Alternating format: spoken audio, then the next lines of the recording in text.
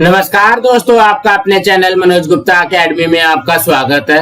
दोस्तों, आज हम लोग कक्षा 10वीं के गणित भाग 1 में प्रश्न संग्रह 4.1 का बेसिक पार्ट करने वाले हैं। दोस्तों, अभी तक आप लोगों ने इस चैनल को सब्सक्राइब नहीं किया तो प्लीज सब्सक्राइब और चैनल लाइक कीजिए और अपने फ्रेंड्स के साथ शेयर कीजिए। दोस्तों, बाकी विषय के भी प्रश्नोत्तर के वीडियो बना करके अपलोड किया गया है, उसका लिंक आपको डिस्क्रिप्शन बॉक्स में दिया गया, आप लोग वहां पर जाकर के देख सकते हैं। तो आइए अब हम लोग चालू करते हैं प्रश्न संग्रह 4.1 का बेसिक पार्ट। देखो, ये जो बेसिक पार्ट है आप लोग इसको बहुत ही अच्छी तरीके से पढ़ना, ताकि आप लोगों को ये सिर्फ 10वीं में ही नहीं 11वीं 12वीं में भी ये काम आए। तो यहाँ पे ध्यान से देखते हैं, ये क्या दिया गया है, पार्ट 4 आर्थिक नियोजन। इसमें क्या बोल रहा है, इसमें हम लोग क्या क्या सीखने वाले, आओ सीखे। जीएसटी का परिचय क्या होता है, जीएसटी की गणना तथा इनपुट टैक्स क्रेडिट क्या होती है, कर पत्र या टैक्स इनवॉइस क्या होता है, शेयर्स, म्यूचुअल फंड तथा एसआईपी क्या होता है, ये सब हम लोग यहाँ पे सीखेंगे। सबसे पहले यहाँ पे हमको एक चर्चा करके दिया गया है, आओ चर्चा करें, और इसके मदद से हमको यहाँ पे समझाया गया है। तो देखो यहाँ पे पहले शिक्षिका क्या बोलती हैं, टीचर क्या बोलती हैं, विद्यार्थियों अपने देश में व्यापार के लिए कौन सी कर पद्धति इस समय चल रही है। तो आयुष जवाब देता है, हमारे देश में जीएसटी अर्थात वस्तु एवं सेवा कर, जो जीएसटी का फुल फॉर्म है गुड्स एंड सर्विस टैक्सेस, उसी का हिंदी रूप है वस्तु एवं सेवा कर, यह कर पद्धति चल रही है। तो शिक्षिका बोलती है, टीचर बोलती है, बहुत अच्छा, इस संबंध में आप और क्या जानते हैं। तो आयान बोलता है, जीएसटी अर्थात गुड्स एंड सर्विस टैक्सेस, मतलब इसका फुल फॉर्म दिया गया। तो ऐसा क्या बोलती है, देश भर में एक ही कर पद्धति लागू की गई है। शिक्षिका क्या बोल रही है, सही कहा। इसके पहले अलग अलग राज्यों में विविध कर, मतलब अलग अलग टैक्स लगते थे। कर का मतलब क्या हो गया, टैक्स लगते थे, अलग अलग समय पर बार बार देना होता था। पहले के करों में कौन से कर वस्तु एवं सेवा कर में समाविष्ट किए गए, निम्नलिखित चित्र देख करके बताइए। तो देखोगे यहाँ पे बहुत सारे कर लगाए गए हैं ना। तो सफीक क्या जवाब देता है, उत्पादन शुल्क है, सीमा शुल्क है, वैट है, मनोरंजन कर है, केंद्रीय बिक्री कर है, सेवा कर है, चुंगी कर है आदि। तो शिक्षिका बोलती है, इन सभी करों को निरस्त करके, निरस्त कर करके मतलब क्या हो गया कि बंद करके अब केवल वस्तु एवं सेवा कर, यह एक ही कर वस्तु एवं सेवा के खरीदी तथा बिक्री पर लगाया जाता है। यह कर पद्धति जुलाई 2017 से लागू की गई है। मतलब 2017 के पहले हमारा नॉर्मल टैक्स चल रहा था, और जो जीएसटी है वो 1 जुलाई 2017 से लागू किया गया। इसलिए कहा जाता है कि एक देश एक कर एक बाजार। देखोगे यहाँ पे भी बताया गया है, पहले उत्पादन शुल्क, सेवा कर, सीमा शुल्क, केंद्रीय अधिभार एवं उपकर, मूल्य वर्धित कर मतलब वैट, ऐशो आराम कर, मनोरंजन कर, चुंगी, केंद्रीय बाजार कर, अतिरिक्त सीमा शुल्क, विशिष्ट सीमा शुल्क, ये सारे जो टैक्स लगाते थे उसको बाद में एक करके क्या कर दिया गया, वस्तु एवं सेवा कर मतलब जीएसटी लगाया गया है। तो आज के तारीख में जीएसटी पूरी इंडिया में एक कर के रूप में लगाया गया है, एक टैक्स के रूप में लगाया गया है। अब यहाँ पे क्या बोल रहे, देखोगे यहाँ पे दिया गया, आओ जाने कर बीजक या टैक्स इनवॉइस क्या होता है। हम लोग नॉर्मल भाषा में पढ़ेंगे तो इसको क्या बोल सकते हैं, हम लोग बिल बोल सकते हैं। देखोगे ये एक प्रकार का हमको बिल बना करके दिया गया, इसी को ही क्या कहा जाएगा, कर बीजक हिंदी में, और इंग्लिश में टैक्स इनवॉइस कहा जाता है। तो देखोगे यहाँ पे लिखा है, वस्तु खरीद का टैक्स इनवॉइस का नमूना क्या है।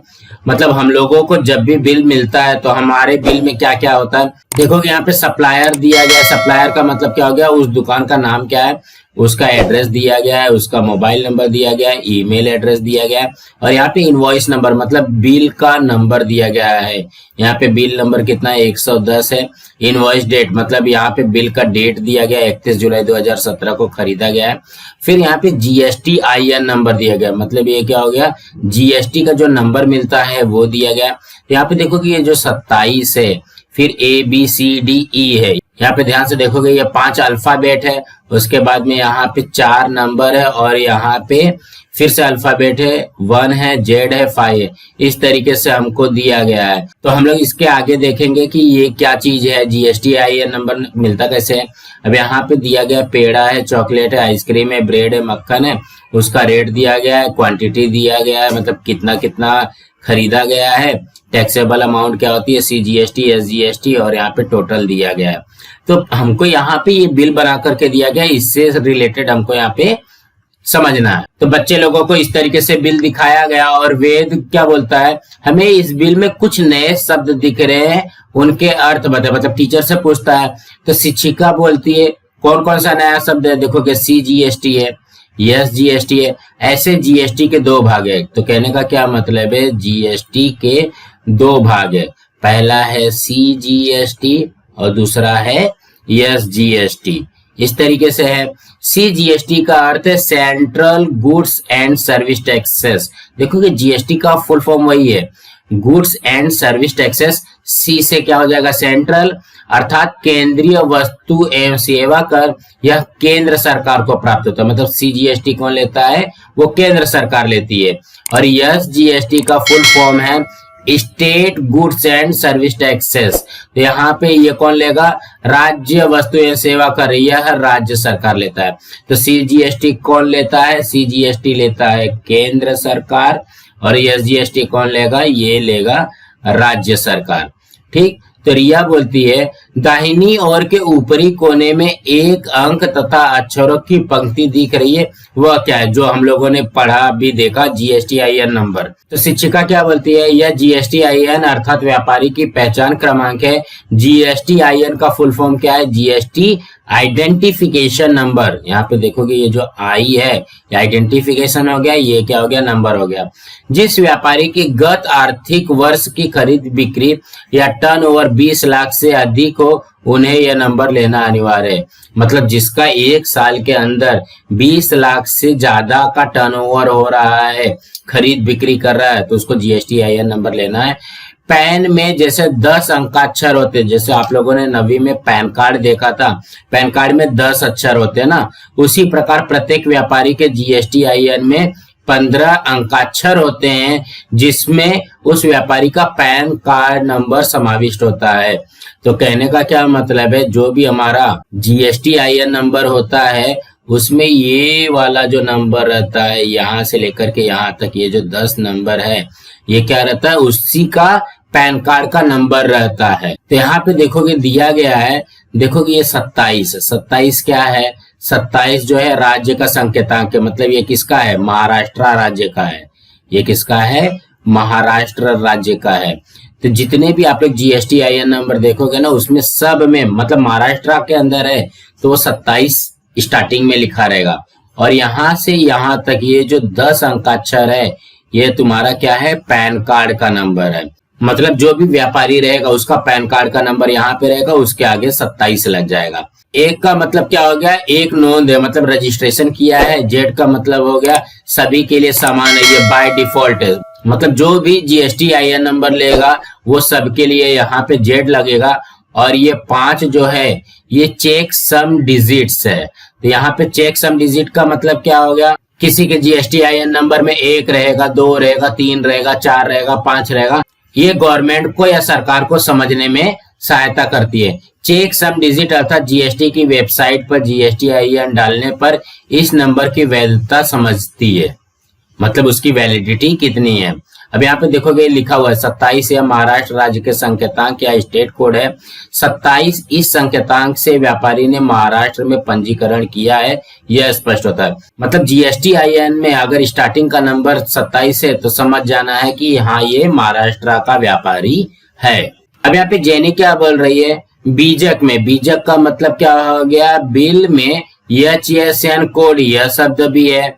तो शिक्षिका बोलती है HSN कोड अर्थात उस वस्तु के वर्गीकरण का विशिष्ट क्रमांक होता है, कर बीजक में उसको संलग्न करना होता है। HSN अर्थात हार्मोनाइज्ड सिस्टम ऑफ नोमेनक्लेचर। तो यहाँ पे जोसेफ क्या बोल रहा है, कर बीजक में दुकान का नाम, पता, दिनांक, बीजक क्रमांक मतलब बिल क्रमांक, मोबाइल नंबर तथा ईमेल ID भी है। तो शिक्षिका क्या बोलती है, अब इस बीजक में वस्तु एवं सेवा कर की गणना कैसे की जाती है, मतलब जीएसटी ये कैसे निकाली जाती है, जीएसटी ये कैसे निकाली जाती है, कैसे गणना की जाता है। देखें, इसके लिए निम्नलिखित वाक्यों में रिक्त स्थानों की पूर्ति कीजिए। बीजक में पेड़े का दर 400 रुपए प्रति किलो है, आधा किलोग्राम पेड़े खरीदे हैं इसलिए उसकी कीमत 200 रुपए है ना। देखोगे 400 रुपए किलो के हिसाब से बिल के अंदर पेड़े की दर दिया गया 400 रुपए किलो। जब आधा किलो खरीद रहे हैं तो उसकी कीमत कितनी हो जाएगी, 200 रुपया हो जाएगी। अब पेड़े का केंद्रीय कर का मतलब क्या हो गया, CGST, ये 2.5% की दर से खाली जगह रुपए होगा।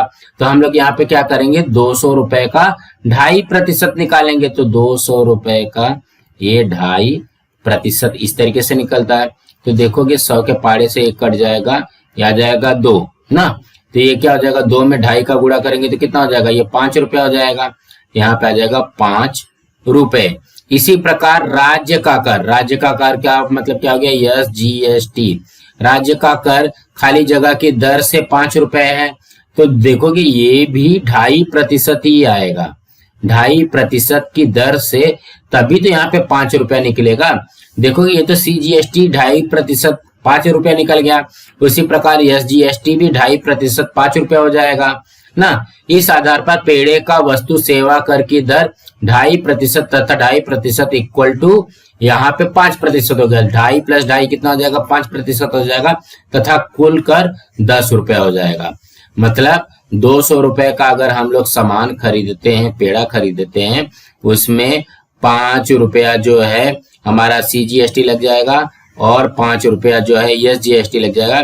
कुल मिलाकर के वो पेड़ा हमको कितने रुपए में मिलेगा, 210 रुपए में मिलेगा। तो देखोगे वही यहाँ पे भी दिया गया, ये HSN कोड हो गया, पेड़ा है 400 रुपए प्रति किलोग्राम की दर से आधा किलो खरीदेंगे तो 200 रुपए हो जाएगा।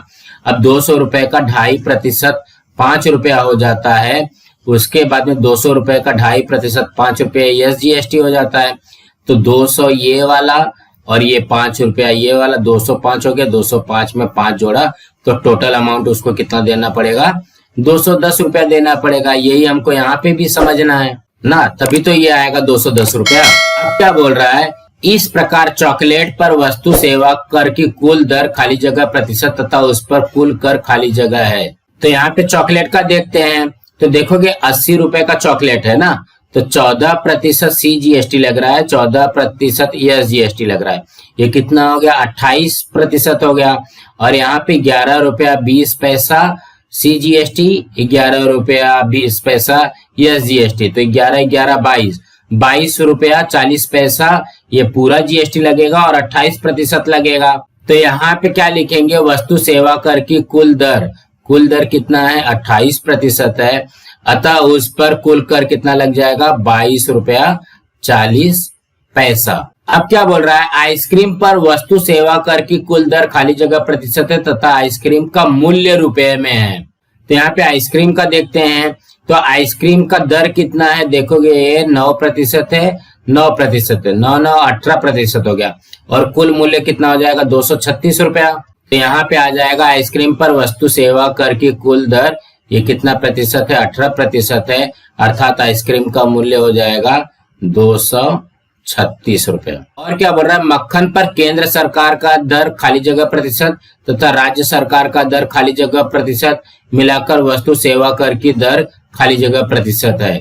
मतलब यहाँ पे केंद्र का दर मतलब क्या हो गया, CGST, और राज्य का दर का मतलब क्या हो गया, SGST। तो हम लोग बिल में देखते हैं, तो देखोगे यहाँ पे मक्खन पे CGST कितना है, 6 है, और यहाँ पे SGST कितना है, ये भी 6 है, तो ये कितना हो जाएगा, 6 12% हो जाएगा GST। तो यहाँ पे क्या लिखेंगे, मक्खन पर केंद्र का दर 6% तथा राज्य का दर 6% मिलाकर वस्तु सेवा कर की दर यहाँ पे क्या आ जाएगा, 12% है। अब यहाँ पे आदित्य क्या बोलता है, ब्रेड पर कर की दर 0% है, उसी प्रकार प्रत्येक वस्तु पर केंद्र तथा राज्य की दर समान है। तो यहाँ पे ध्यान से देखोगे, ये ब्रेड है ना, ब्रेड पे CGST भी 0% है, SGST भी 0% है।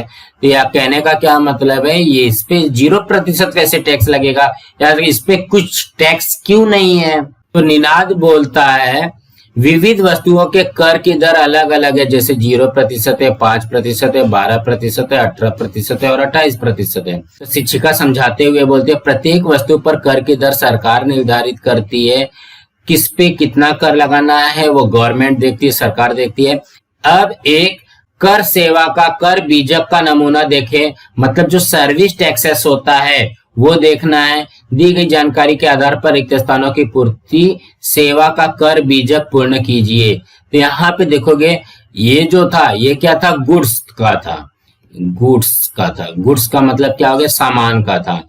ये जो इसके पहले वाला जो हम लोगों ने बिल देखा जिसमें से हम लोगों ने चॉकलेट, आइसक्रीम, मक्खन ये सब भरा, वो क्या था, सामान का था, गुड्स का था।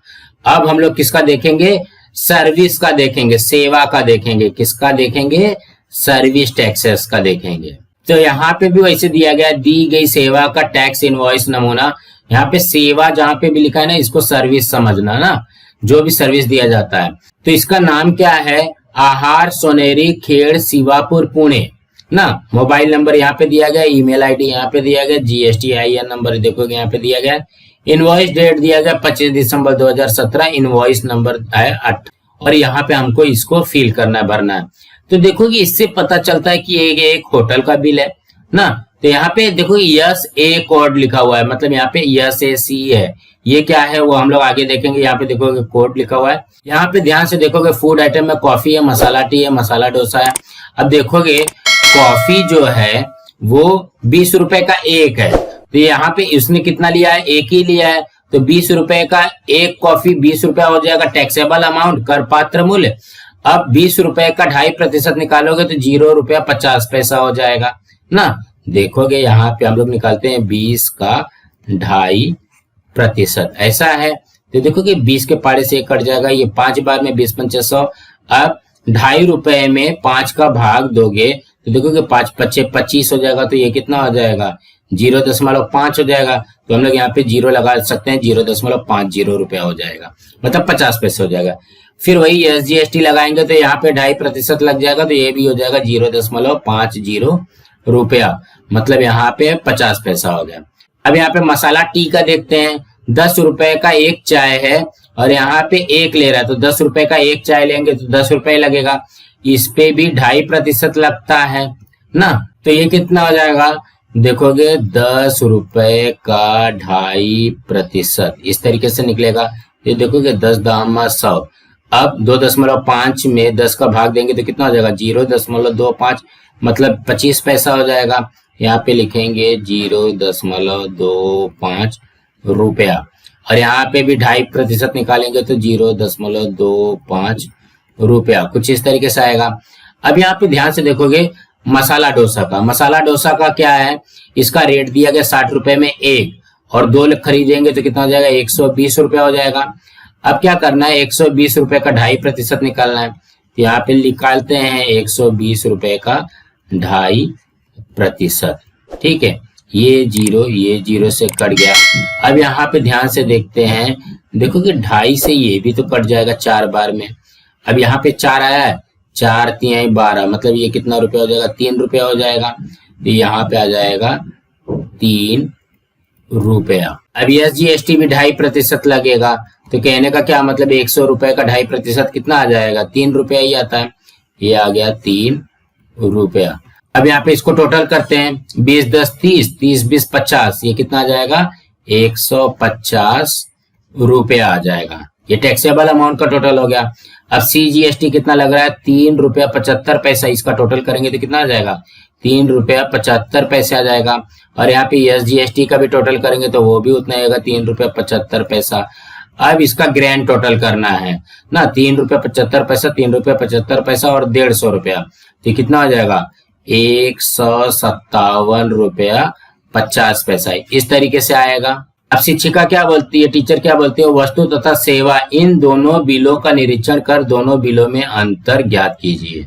तो अंतर कौन सा है, यहाँ पे देखोगे जो हमारा गुड्स का था, जो सामान का जो बिल था, जो इसके पहले वाला देखे थे, उसमें HSN कोड था और इसमें क्या है, SA कोड है, SAC कोड है। वही यहाँ पे भी दिया गया है। तो पैट्रिक क्या बोलता है, वस्तु बिल पर HSN कोड दिया है तथा उपहार गृह मतलब होटल के बिल पर सैक कोड दिया गया है, तो शिक्षिका बोलती है सैक अर्थात सेवा के वर्गीकरण का विशिष्ट क्रमांक उसे सैक सर्विस अकाउंटिंग कोड कहते हैं। निम्नलिखित सारणी में कुछ वस्तु सेवा तथा उन पर कर की दर नमूना के रूप में दिया गया है। देखोगे यहाँ पे अनुक्रमांक में दिया गया है प्रकार, कर की दर, और यहाँ पे वस्तु एवं सेवा का प्रकार दिया गया है ना। तो यहाँ पे क्या बोल रहा है, पहले वाले में क्या आएगा, पहले स्लैब में क्या आएगा, शून्य धार्यता मतलब जिसपे 0% टैक्स लगता है। देखोगे यहाँ पे कर की दर 0% दिया गया, तो 0% किस किस पे लगता है, वस्तु पे किस पे लगेगा, अनाज सहित जीवनावश्यक वस्तुएं जैसे सब्जी, फल, दूध, नमक, मिट्टी के बर्तन आदि, इस पे 0% टैक्स लगेगा। और यहाँ पे सेवा में क्या आएगा, धर्मदाय संस्थाओं के उपक्रम, पानी का परिवहन, सड़क तथा पुलों का उपयोग, शिक्षा तथा स्वास्थ्य सेवा, सार्वजनिक वाचनालय, कृषि संबंधी सेवा आदि, इस पे कितना टैक्स लगेगा, इस पे 0% टैक्स लगेगा। अब जो दूसरा स्लैब है निम्न दर, मतलब यहाँ पे 5% टैक्स लगेगा। कौन कौन सी वस्तुओं पे 5% टैक्स लगता है, सामान्य उपयोग की वस्तुएं जैसे एलपीजी सिलेंडर, चाय, तेल, शहद, शीत गृह में रक्षित सब्जियां मतलब फ्रोजन वेजिटेबल, लौंग, काली मिर्च, मसाले, मिठाई आदि। और कौन कौन से सेवा पर 5% टैक्स लगेंगे, रेलवे परिवहन, बस परिवहन, टैक्सी सेवा, विमान परिवहन। विमान परिवहन में इकोनॉमी क्लास, बिजनेस क्लास का नहीं, इकोनॉमी क्लास रहेगा तो 5% टैक्स देना पड़ेगा। होटल की खाद्य सामग्री तथा पेय आपूर्ति आदि। अब उसी तरीके से तीसरे स्लैब में क्या है, प्रमाण दर में पहला स्तर, इसमें कितना लगेगा, 12%। वस्तु ग्राहकों उपयोगी वस्तुएं जैसे मक्खन, घी, सूखा मेवा, सब्जी तथा फलों द्वारा बनाया गया अचार, मुरब्बा, जैम, जेली, चटनी, मोबाइल, इस पे कितना टैक्स लगेगा, 12%। उसी प्रकार से जो सेवा है, छपाई का काम, गेस्ट हाउस, निर्माण कार्य, व्यवसाय से संबंधित सेवा आदि, इस पे कितना लगेगा, 12% लगेगा। चौथा स्लैब में क्या है, प्रमाण दर का स्तर नंबर 2, तो यहाँ पे देखोगे 18% टैक्स लगेगा। ये किस पे लगेगा, अत्यधिक वस्तु एवं सेवा का समावेश। यहाँ पे देखोगे वस्तुएं कौन कौन सी रहेगी इसमें 18% वाले में, मार्बल, ग्रेनाइट, इत्र, धातु की वस्तु, संगणक, प्रिंटर, मॉनिटर, सीसीटीवी आदि, इस पे 18% लगेगा। सेवाएं में कौन कौन सी सेवाएं हैं जिसपे 18% टैक्स लगता है, courier service, outdoor catering, circus, नाटक प्रदर्शन, सिनेमा, चलन विनिमय सेवा, शेयर खरीदी बिक्री पर दलाली सेवा आदि, ये सब पे हमको 18% टैक्स देना पड़ता है। और लास्ट में पांचवा स्टेप में क्या है, उच्चतम दर, मतलब यहाँ पे 28% का टैक्स देना पड़ता है।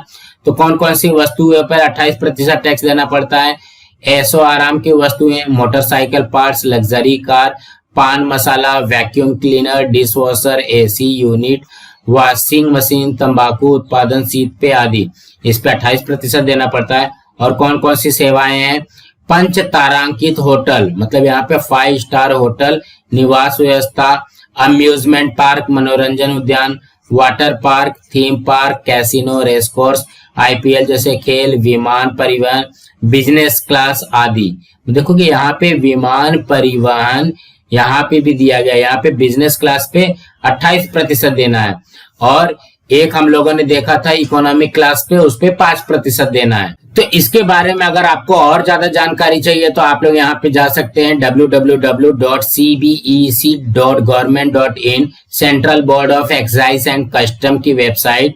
इसके अतिरिक्त 0% से 5% के बीच किन वस्तुओं जीएसटी है, इसे खोजिए। तो टिप्पणी में क्या बोल रहा है, यह पाठ लिखते समय शासन द्वारा निश्चित किए गए जीएसटी के प्रकार तथा दर लिए गए हैं, उनमें परिवर्तन हो सकता है। बिजली, पेट्रोल, डीजल आदि जीएसटी की परिधि में नहीं आते हैं। जो बिजली, पेट्रोल, डीजल है वो जीएसटी के सीमा से बाहर है। और यहाँ पे ये जो जीएसटी कब का है, ये है 2017 का, ठीक है। अब जैसे 2025 चल रहा है तो इसमें जीएसटी में कुछ कुछ चेंजेस आए हुए हैं, लेकिन हमको पढ़ाई के हिसाब से यही वाला याद रखना है। अब यहाँ पे कृति 1 में क्या बोल रहा है, आपकी आवश्यकता की कम से कम 10 वस्तुओं की सूची बनाइए तथा उन पर जीएसटी की दर कितना है। यह सूची में समाचार पत्र, इंटरनेट, जीएसटी संबंधी किताबें या वस्तु खरीदी के बिल के आधार पर लेकर खोज कर लिखिए। अपने दोस्तों के साथ इस जानकारी की जांच कीजिए। तो यहाँ पे आप लोगों को ये क्या करना है, यहाँ पे 10 वस्तुएं लिखना है और उसकी जीएसटी की दर कितनी है वो लिख लेना है। तो यहाँ पे मैंने इस तरीके से भर दिया है। देखो कि स्केच बुक पे 12% टैक्स लगता है, कंपास पेटी पे 12% लगता है, चौक जो सर लोग लिखते हैं वो 0% है, मोमबत्ती पर 12%, दिन दर्शक मतलब कैलेंडर पे 12% है, छतरी पे 12%, एलईडी बल्ब पे 12%, कॉर्नफ्लेक्स पे 18%, टूथपेस्ट पे 18% और केला पे 0%। अब कृति 2 में क्या बोल रहा है, कृति 1 के जैसे कम से कम 10 विविध सेवा जैसे रेलवे तथा एसटी बस बुकिंग सेवा आदि प्राप्त करने के लिए जीएसटी की दर ज्ञात करें तथा सेवा प्राप्ति संबंधी बिल प्राप्त कीजिए।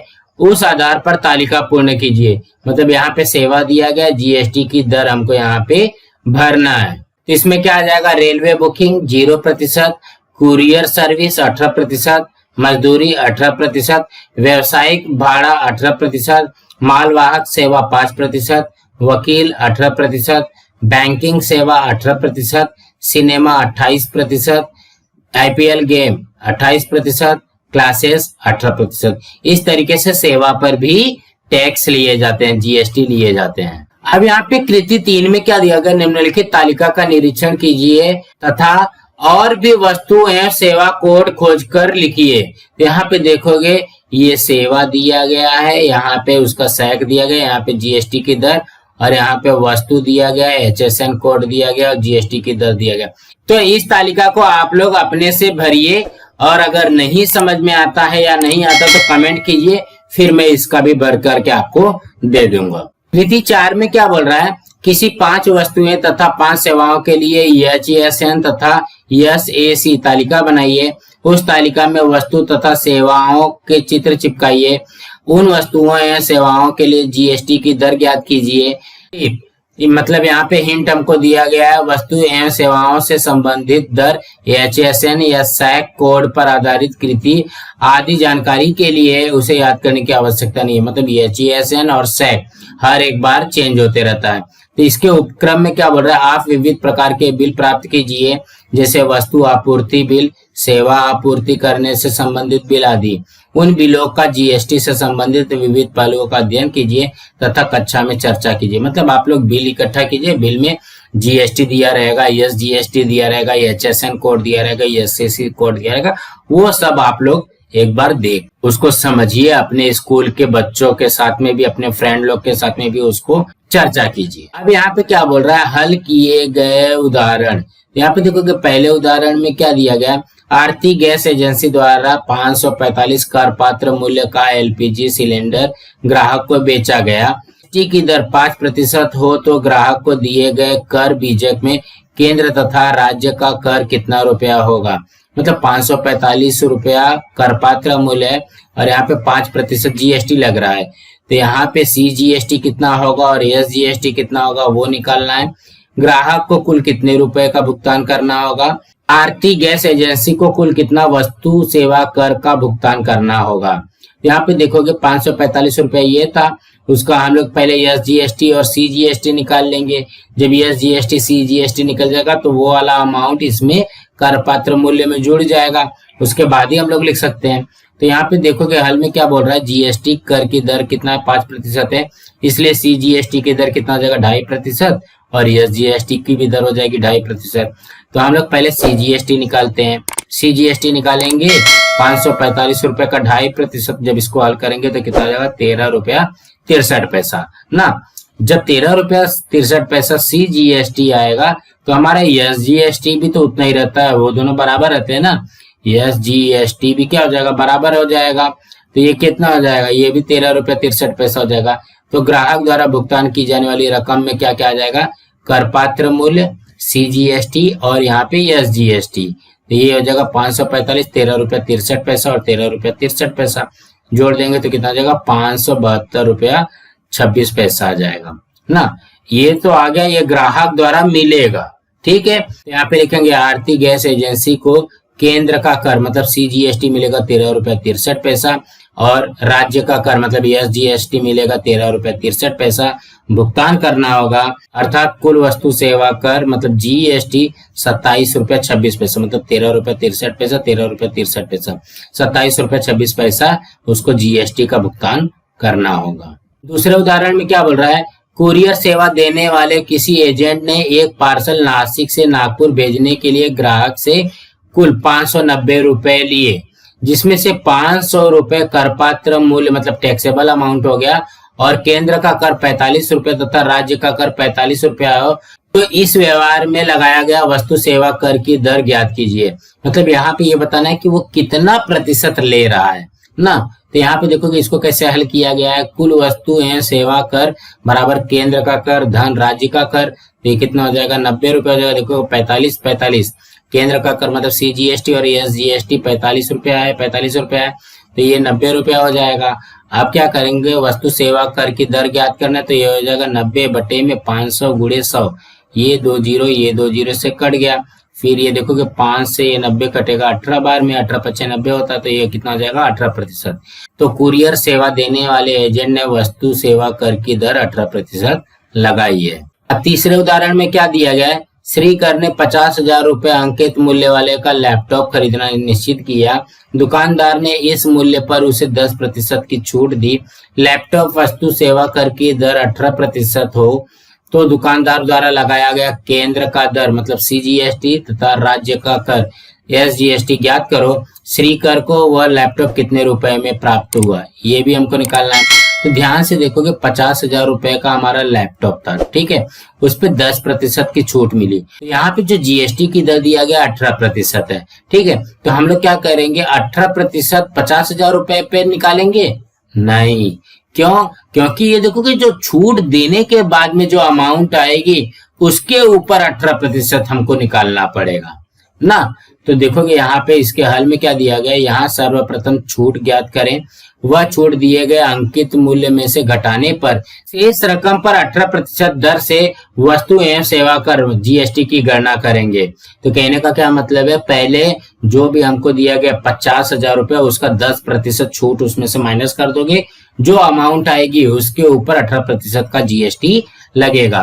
तो सबसे पहले छूट निकालते हैं, 50,000 रुपए का 10%, यहाँ पे नहीं निकाल करके दिया गया, हम लोग निकालते हैं 50,000 रुपए का 10%। कुछ इस तरीके से हो जाएगा, तो 2 जीरो से कट गया, बचा 500, 500 में 10 का गुणा करेंगे तो आ जाएगा 5,000। अब ये 5,000 रुपया किस में माइनस करेंगे, 50,000 में माइनस करेंगे। इसीलिए लैपटॉप का कर पात्र मूल्य 50,000 में से 5,000 माइनस करेंगे तो 45,000 रुपया हो जाएगा। अब 45,000 रुपए पे हमको GST लगाना है ना, तो 18% GST में केंद्र का कर मतलब CGST ये 9% हो जाएगा, आधा हो जाएगा। तो 45,000 रुपए का 9% कितना हो जाएगा, 4,050 रुपया।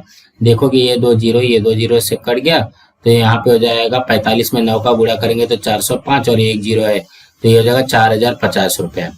और वही चीज हमारा SGST भी आ जाएगा, SGST का भी कितना आ जाएगा 4,050 रुपया। तो लैपटॉप की कुल कीमत कितनी हो जाएगी, ये छूट देने के बाद में 45,000 रुपया, 4,050 रुपया, ये 4,050 रुपया, ये तीनों को जोड़ देंगे तो आ जाएगा 53,100 रुपया।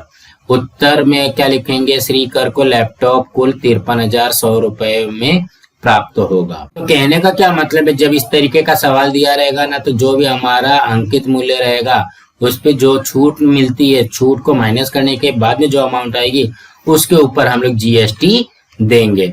सो दोस्तों इसी तरीके से समझना था। दोस्तों आज हमारा यहाँ पे प्रश्न संग्रह 4.1 का बेसिक पार्ट कंप्लीट हुआ। दोस्तों इसके अगली वीडियो में हम लोग प्रश्न संग्रह 4.1 करेंगे। दोस्तों आप लोगों को ये वीडियो कैसा लगा आप लोग कमेंट बॉक्स में जरूर लिख करके बताइए, और इस वीडियो को ज्यादा से ज्यादा लाइक कीजिए, अपने फ्रेंड्स के साथ शेयर कीजिए ताकि उनको भी प्रश्न संग्रह 4.1 का बेसिक पार्ट मिल सके, और इस चैनल को सब्सक्राइब कीजिए। नमस्कार दोस्तों।